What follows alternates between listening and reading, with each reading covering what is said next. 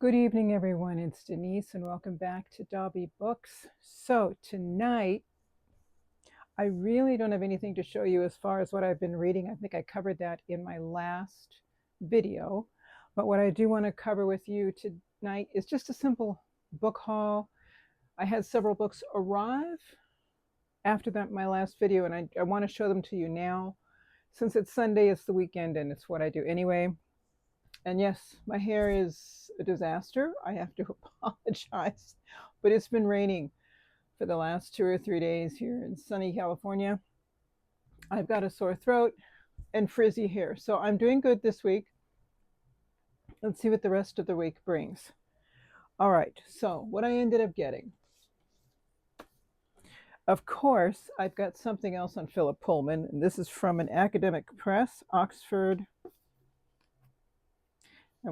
This is a new publication by Oxford University Press entitled Philip Pullman and the Historical Imagination, 17th Century Literature, Science, and Religion in His Dark Materials and the Book of Dust. So it's including both trilogies, and I'm just thrilled about this. I don't know if you can see, but this is my other part of the Philip Pullman collection, and I don't believe those books include the actual novels.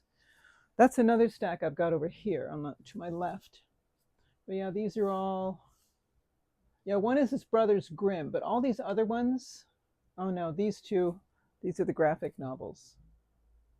So I've got 1, 2, 3, 4 reference books on Philip Pullman.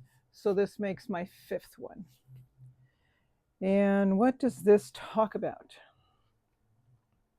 In part 1, readers are taken into the mysteries of Renaissance allegory and hieroglyphics, tracing how the lithiometer and Lyra's way of reading the device emerged from these traditions. Part 2 enters the exciting and revolutionary world of 17th century science. We see how the amber spyglass imitates Galileo's telescope, how early modern fantasies of space travel led to ideas of multiple worlds, how alchemy entered Lyra's later adventures in Oxford and Prague, and how the concept of dust shares in the physics and philosophies of early scientists like Margaret Cavendish.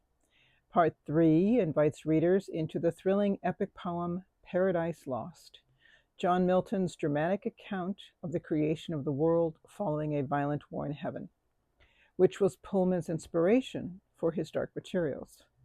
Pullman's vibrant retelling of this core story brings us rebel angels, recasts Satan as a brooding Lord Azrael, and presents Lyra as the new Eve. I'm going to look forward to this one. I've already read the other 3, 4 references. And each one just gives me just additional insights and awe for Pullman's trilogies. So there we go. There's that one.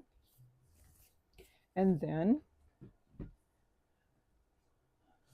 the next thing that arrived. Remember I told you I was on a cookbook fix? Not so much recipes, but the concepts of cooking and flavor and what heat and cold and etc., how it affects food and flavor, etc. So I found this on eBay. It is a textbook used in cooking schools, which is normally very expensive. And I got this one, I think, I don't know, $20-ish. It's called Understanding Food Principles and Preparation. I know this isn't as exciting to some of you, but I think the principles in here are going to be very interesting. And it, for example, it's showing you the different ways to cut fish and the whys and the wherefores for cutting fish and the way that it's being cut, stuff we don't think about. It's, for example, here covering the different utensils that cooking utensils used in this, for cutting, what the function of each one of them is. And here's your whole section on eggs. So it goes deeper into food. I'm curious. I want to learn. So I got it. Understanding Food Principles and Preparation by Amy C. Brown. And I realized I didn't give you an author for the other book. The author on this book for Pullman is Kristen Poole. Okay, now the next book I got is entitled C.G. Jung, Jung on Ignatius of Loyola's Spiritual Exercises. And remember how I showed you in my last video that I got the spiritual exercises of St. Ignatius of Loyola, which I'll be reading as part of my medieval studies. And after I've done that, I'm going to delve into this book a little bit because I think it's going to provide an interesting point of view, I guess, a reflection by Carl Jung, who is one of the, I think, a great thinker of our time. I prefer him over Freud. So this is going to be its little set. Then the last book I got was when, you know, the by accident one. I went in to get I went into Barnes and Noble this evening to get a specific thing, which I'll show you in just a minute, and saw this book, and I thought, oh, I could do this.